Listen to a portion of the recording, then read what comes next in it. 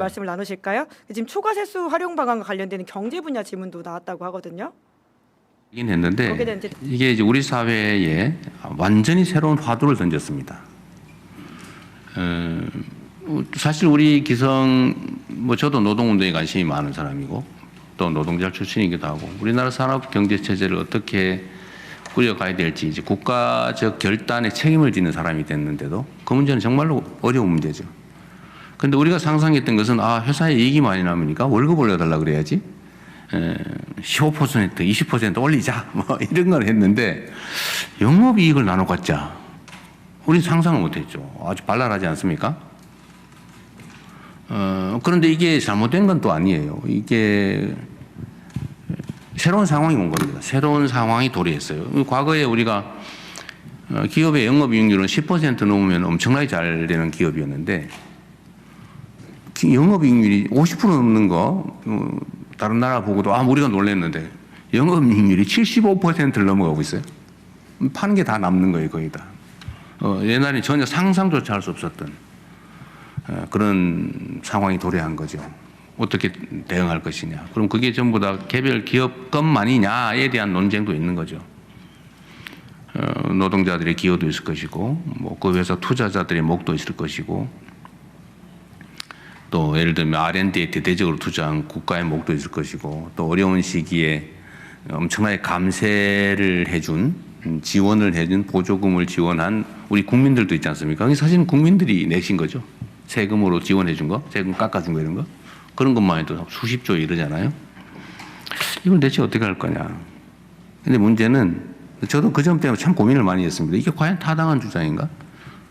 이게 과연 노동쟁의의 대상이 되는 사안이냐? 이게 소위 경영권에 해당되는 거 아닌가? 노동쟁의 대상이라고 보지 않을 수 있지 않을까? 뭐 이런 고민도 많이 했는데 결론은 못 냈어요. 우리가 앞으로 가야 될 아마 앞으로 도래하게 될 새로운 사회는 이런 논쟁이 엄청 많아질 겁니다.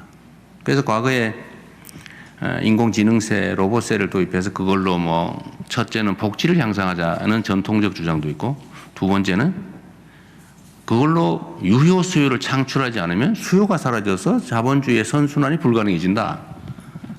그러니까 이거를 일정 부분은 우리 국가 공동체가 걷어서 소비 수요를 유지를 하도록 소비자에게 지원해 줘야 된다. 우리 실리콘밸리에서 주장하는 기본소득론이었죠. 근데 그게 이제 현실이 돼가고 있는 거예요. 문제는 우리나라만 먼저 이런 걸 하면 어떻게 되겠어요? 기업들이 다 탈출하는 상황이 발생할 수도 있죠. 해외의 유력한 첨단 기업들이 국내 투자를 꺼리게 되겠죠.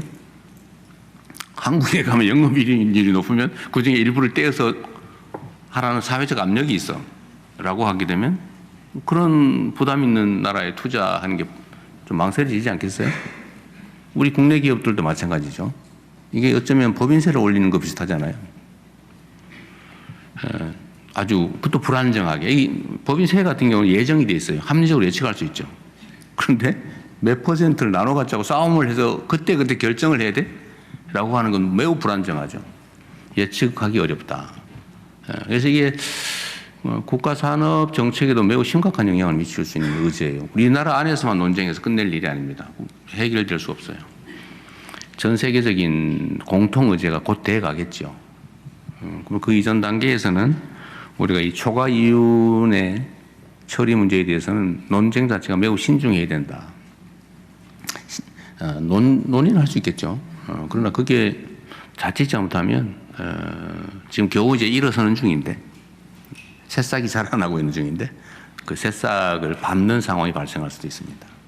그래서 매우 신중하게 접근하되 모른 척 할 수는 또 없다.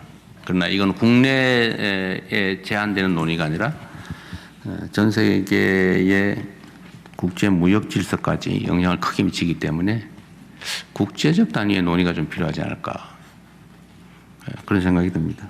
매우 어려운 주제인데 피할 수는 없는 또 현실이기도 합니다. 근데 말이 좀 길었네요. 그래서 웬만하면 말 안 하는 게 좋습니다. 네. 네, 다음. 네, 지금 대통령의 초과 세수 그리고 초과 이윤과 관련되어 있는 답변인데요. 어떻게 들으셨습니까? 글쎄 그 삼성 노사 그 협상을 일단은 얘기를 하면서 저 예. 얘기가 시작이 됐는데 저기 경제 주체들의 뭐 권리 이익 다 좋습니다. 또 전례 없는 거 이익 배분에 대한 미래의 어떤 개념을 논의한다 다 좋아요. 근데 제 입장에서는 저 삼성 노조 저건 노동운동이 아니에요. 예, 저기 지금까지 우리가 사회민주주의적 어떤 그 관점에서 노동을 봤던 거는 평등입니다. 기본 가치가. 예. 그래서 어떤 격차를 줄이고 평등을 하자는 건데 삼성의 저 노동운동은 오히려 불평등을 확대하는 노동운동이에요. 결과적으로 그렇네요. 예. 그렇습니다. 예, 예. 그리고 구별짓고 배제하고 그래서 이건 노동운동이 아니라고 그랬는데 이런 부분들이 이제 처음 나타나니까 이게 뭐냐면 야구에서 상대방의 엔트리에 없는 선수가 갑자기 대타로 나와가지고 저 어떤 생전 처음 보는 애가 5개 있으니 투수가 헷갈리는 거야 이거.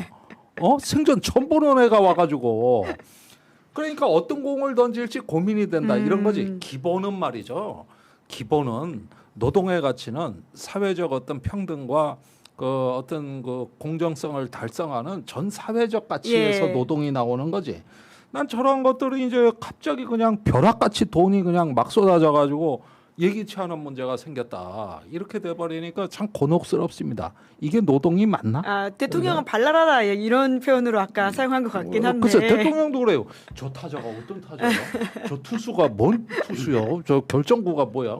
뭐 이런 논의란 말이에요. 이게. 네, 대통령이 사실은 명확하게 답하기 쉽지 않은 주제여가지고 그렇죠. 국제적 논의가 필요하다 이렇게 네. 마무리한 것 같긴 한데요. 그러니까 대통령의 상황에 대한 진단은 정확한 거죠. 예. 그러니까 갑자기 지금 이런 상황에서 노동자들이 초과이익 분배를 요구하니까 사실은 그것도 발랄하다. 아니 사실 또 뭐 이익을 많이 봤으니까 좀 더 많이 나눠달라. 뭐 이렇게 요구할 수 있는 거죠. 예. 그런데 또 대통령이 우리 사회에서 지금 또 논의되고 있는 것들을 그대로 말씀하셨어요. 아니 그것이 삼성 혼자에서 된 거냐, 국가가 지원이 된 측면 아니냐 이런 양면을 이야기하면서 그러나 이제 우려 사항도 많이 있다. 예, 국제적인 뭐 여러 가지 연결돼 해외 투자가 그럼 되겠느냐 이런 우려도 있습니다.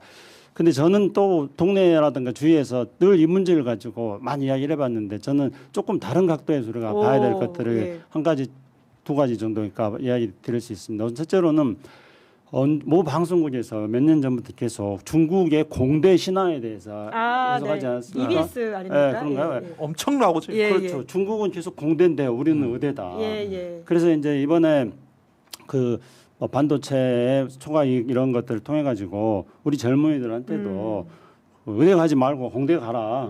그런 옛날에는 뭐 공대라든가 물리학과 이런 데다 천재들이 가는 데였는데 지금은 이제 완전히 뒤바뀌어 버렸으니까 예. 새로운 지평을 넓혀주는 계기로 삼자. 이렇게 의견도 있더라고요. 근데 이것도 참고할 만한 의견이라고 예. 생각합니다. 또 하나는 지금 상황에서 지금 많이 논란이 되고 있는 게 우리가 초과이익을 나눠 분배를 할 것인가 아니면 이걸 가지고 재투자를 할 것인가 네. 뭐 이런 여러 가지 논의가 있습니다만은 지금 당장은 초과이익이 있으니까 반도체 화랑이니까 예. 지금 뭐 나눠 갖자 뭐 이런 이야기들이 발랄합니다. 설득력이 있습니다. 그리고 뭐 이거 봤으니까 젠슨왕도 자기 뭐 종업원들한테 많이 줘야 된다 뭐 그렇게 말하지 않았습니까? 근데 문제는 시작할 때 제가 말씀드렸습니다만 이 반도체 화랑이 언제까지 갈 것인가. 그렇죠. 지금 젠슨왕이 와가지고 우리나라한테 4가지를 선물을 줬다고 막 이야기하면서 그 젠슨왕 쇼크 같은 상황이 지금 벌어지고 있는데도 불구하고 지금 오늘 블랙 주가가 먼데이지 안 않습니까? 좋죠. 예. 그런 상황까지도 고려해야 된다는 예. 거죠. 마찬가지로 또 갑자기 생각이 났는데 역시 단맛을 심취하면 안 되겠다. 아, 네. 오늘의 핵심은 단맛 중독은 갑자기 조심해야 그러네요. 된다. 김정대 의원이 그거 과다하면 뼈저리게 안 알고 있을 됩니다. 텐데. 어,